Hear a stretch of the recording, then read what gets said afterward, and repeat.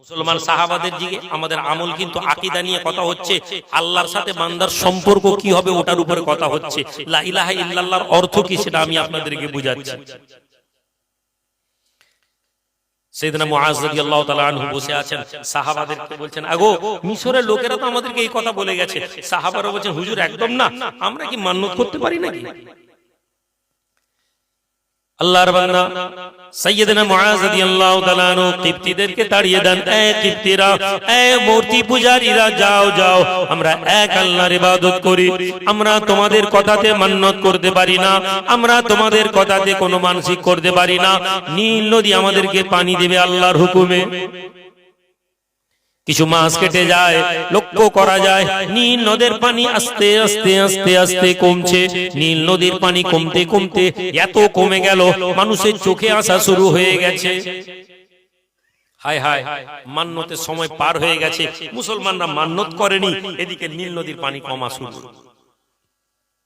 মুসলমানদের মধ্যে চিন্তার ভাঁজ কপালে লেগেছে। কিবতীরা সমালোচনা শুরু করে দিল, বিরোধীরা এলাকায় প্রোপাগান্ডা ছড়াতে শুরু করে দিল, দেখেছো মুসলমানরা যদি মান্নত না করে আজকে আমরা মিশরের লোক পানি পাবো কি করে।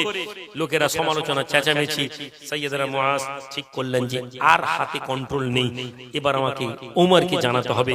আমিরুল মুমিনিন ওমর ইবনে খাত্তাবকে চিঠি লিখলেন, হে আমিরুল মুমিনিন, বাদ সালাম, এই ঘটনা, এরা এখানে মান্নত করে পানি দেয়, মেয়ে জিন্দা মেয়েকে নীল নদী ফেলে মেরে দেয়। এখন এই অবস্থায় আমরা করিনি, এক আল্লাহর ইবাদত করি, এখন আপনি বলুন আমরা কি করতে পারি। এই অবস্থায় কি আমরা মেনে নেব না আমরা ছেড়ে দিব? আমিরুল মুমিনিন ওমরের চিঠি গেল, ওমর ইবনে খাত্তাব চিঠি লিখলেন, মিন আমিরিল মুমিনিন খলিফাতুল মুসলিমিন ওমর ইবনুল খাত্তাব ইলা নাইল। আল্লাহ নবী সাহাবী ওমর কলম ধরে জানে মুসলমানেরা ইমানদারের কলম কেমন হবে, ইমানদারের লেখা কেমন হবে, ইমানদারের বিশ্বাস কেমন হবে। হে ললিতগঞ্জের যুবকেরা, নিজের ইমানকে দেখো আর সাহাবাদের ইমানকে বুঝে নাও, তাহলে তুমি বুঝতে পারবে আজ ইমান তুমি কাকে বলো। আল্লাহ নবী সাহাবী ওমর চিঠি লেখেন, হে নীল শোনো, আমি ওমর চিঠি লিখে দিয়ে আমরা এক আল্লাহর ইবাদত করি, এক আল্লাহর ইবাদত আমরা ওমর, এক আল্লাহর হুকুমে আমরা নিজেদের জীবনকে পরিচালিত করি। হে নীল, যদি তুমি পানি আল্লাহর জন্য দিয়ে থাকো তাহলে আমি ওমর জানিয়ে দিই তুমি আল্লাহর নামে প্রবাহিত হও। আর যদি তুমি কোনো মেয়ের জন্য, কোনো মান্নতের জন্য, কোনো মানসিকের জন্য তুমি পানি দাও, হে নীল শুনে নাও, আমরা মুসলমান পানি না পেয়ে মারা যাব, তবু আমরা আল্লাহ ছাড়া কারো ইবাদত করব না। একটু জোরে বলবো না? হে মুসলমান, ইমানের বৃদ্ধি, ওয়াইজা তুলিয়াত আলাইহিম আয়াতি যাদাতহুম ঈমানা। মুমিন কারা?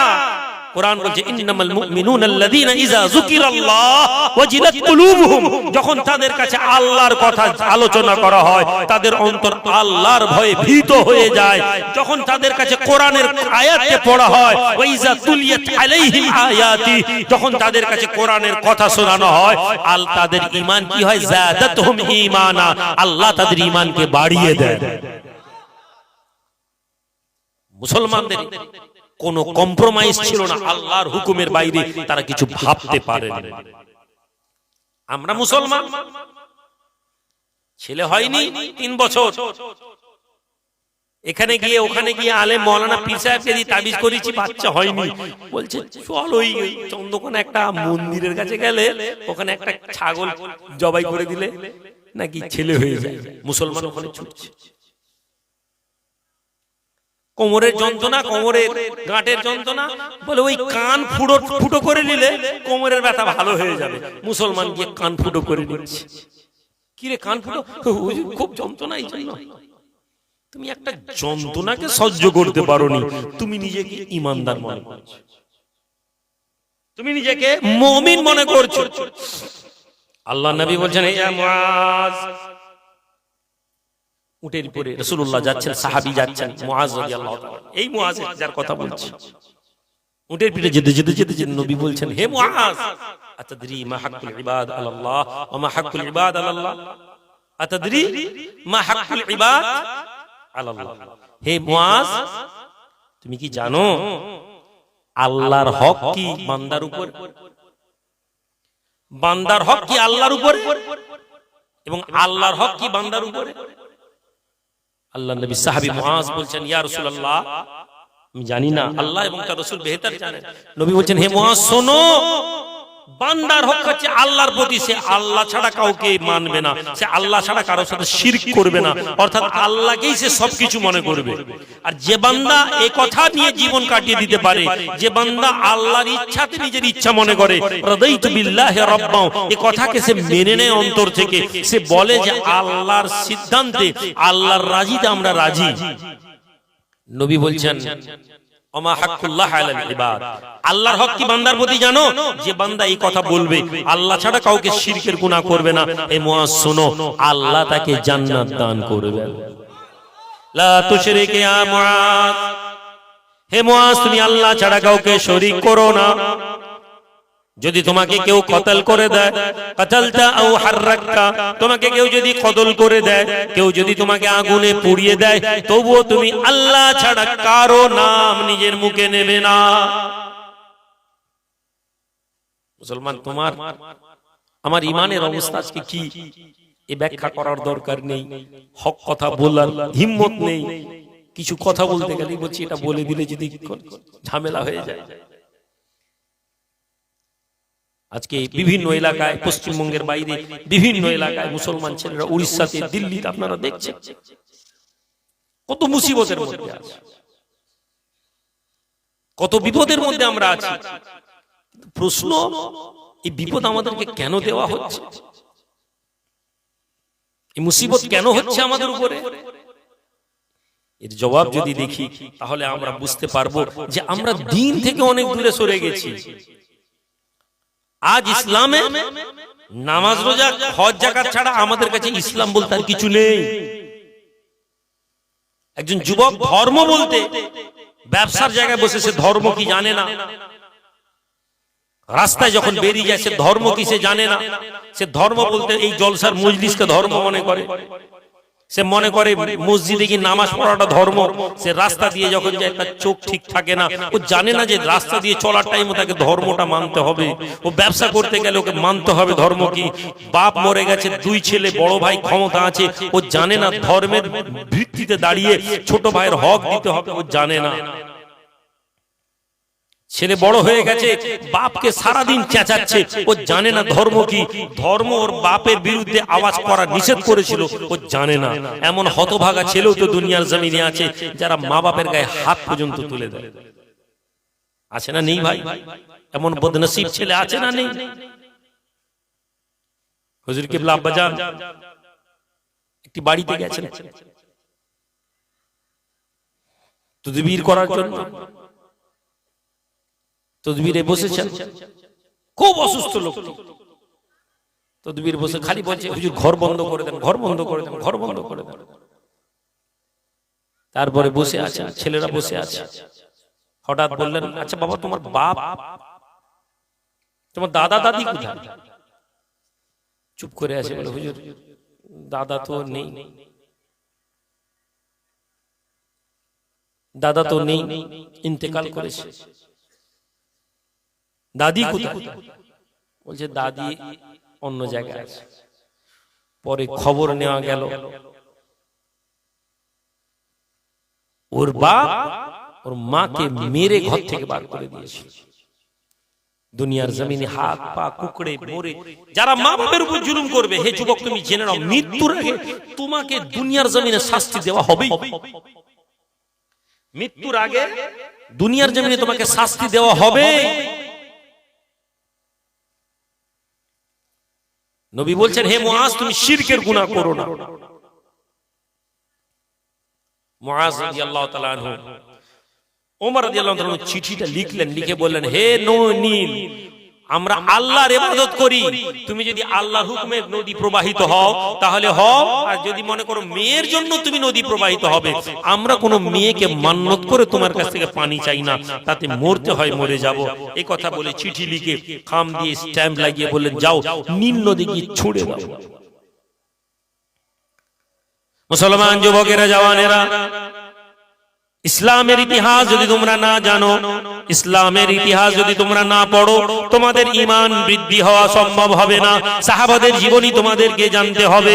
আকীদা বলতে কেবলমাত্র মুখে বলা নয়, আকীদা বলতে কোনো দল তৈরি করা নয়, আকীদা বলতে কোনো পীরের মুরিদ হয়ে যাওয়া নয়, আকীদা বলতে আল্লাহ এবং তার রাসূলের হুকুমকে জানা। আর কেমন ভাবে জানবো? সাহাবারা যেভাবে মান্যতা দিয়েছেন সেভাবে জানতে হবে। সৈয়দনা ওমর ইবনুল খাত্তাবের চিঠি মিশরে এসে পৌঁছে গেল। মিশরের মুনাফিকরা দেখতে পায়, মিশরের কিবতীরা দেখতে পায়, মুসলমানের মুমিনেরা দেখতে পায় ওমরের কি হুকুম আছে। ওমরের হুকুম কেউ জানে না।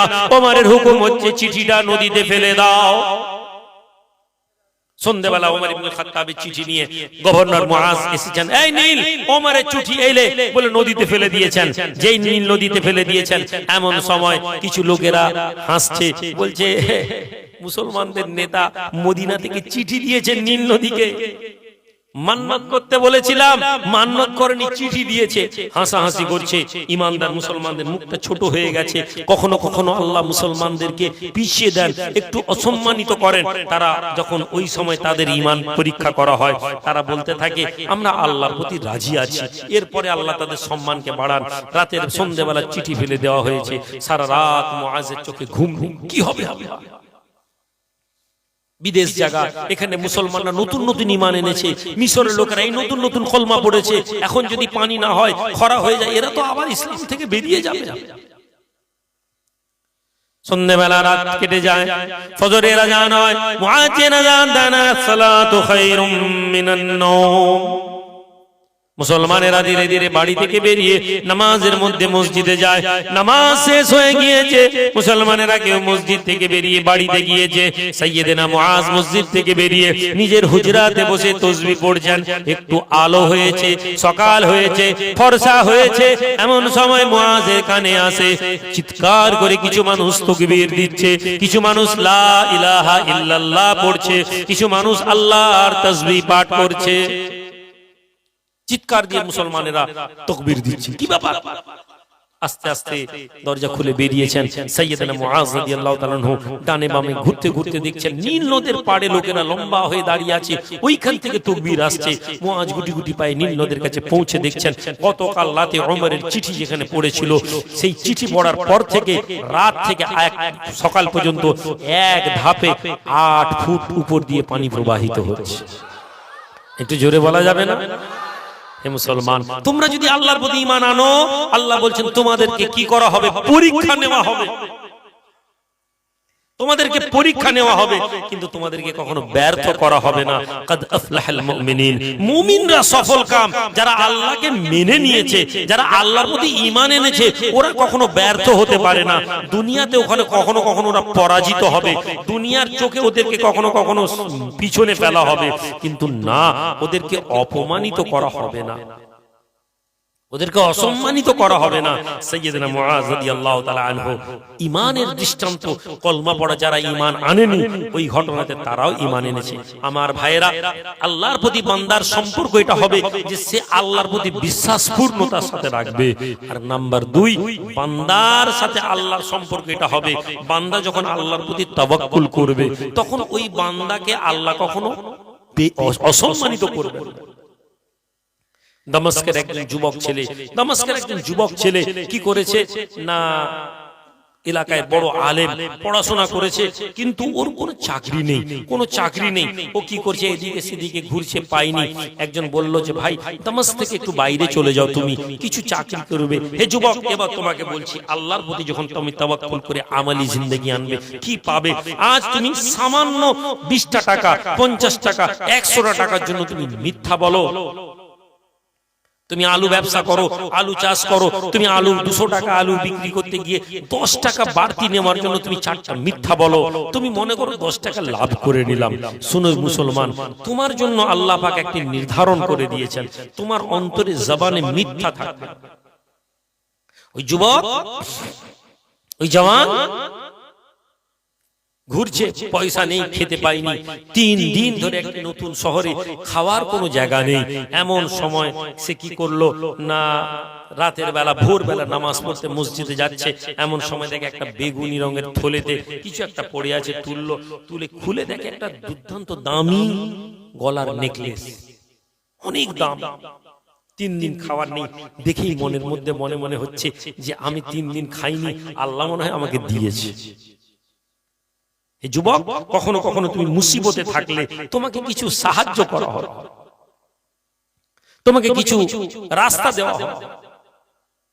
ওই যুবক ওই জওয়ান ওই থলেটা নিয়ে তাড়াতাড়ি বাড়িতে গেছে, রেখেছে, না জানি এইটা বিক্রি করে কিছু পয়সা পেলে আমার কিছুদিন চলবে।